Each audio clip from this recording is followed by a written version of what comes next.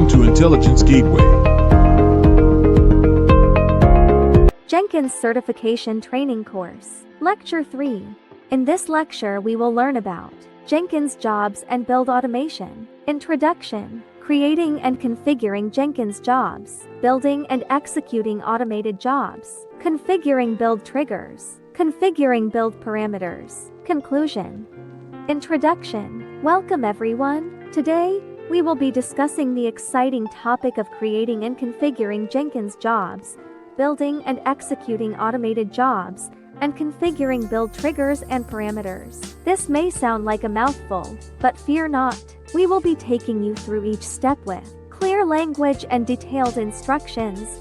Jenkins is a powerful tool that can save you time and improve efficiency. By automating your jobs, you can focus on more important tasks while Jenkins takes care of the rest. In this presentation, we will explore how to create and configure jobs in Jenkins, build and execute automated jobs, and configure build triggers and parameters. So sit back, relax, and let's dive into the world of Jenkins.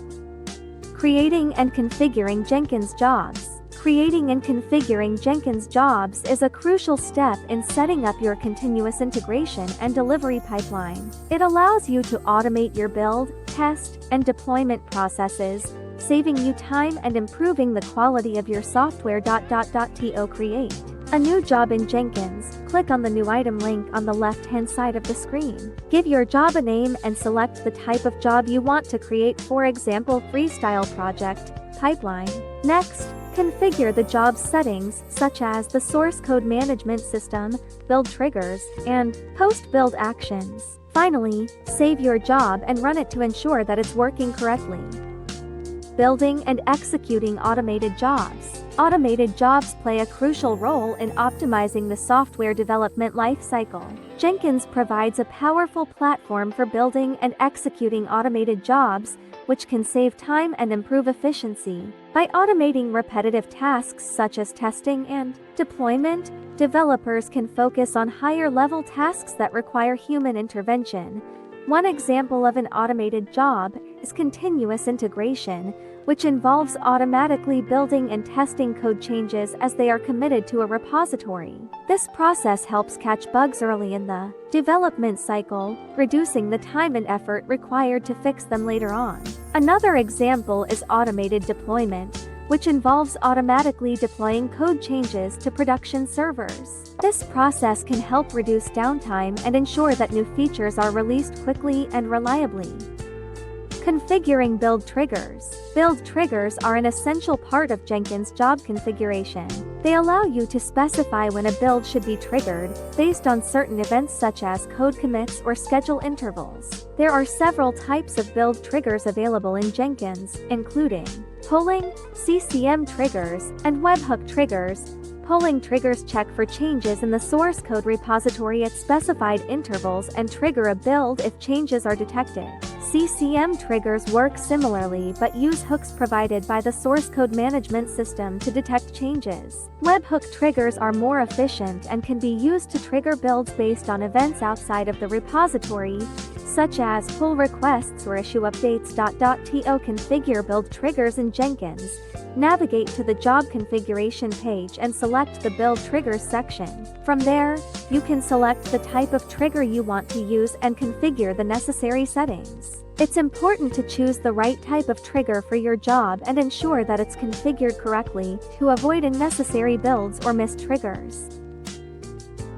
Configuring build parameters. Configuring build parameters in Jenkins is an essential step to customizing builds and improving efficiency.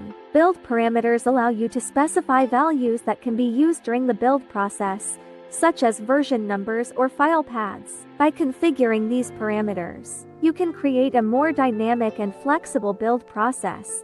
For example, let's say you have a project with multiple environments such as development, staging, and production, and each environment requires different configuration settings. By using build parameters, you can specify different values for each environment and ensure that the correct settings are used during the build process. This can save time and reduce errors, as you don't need to manually update configuration files for each environment.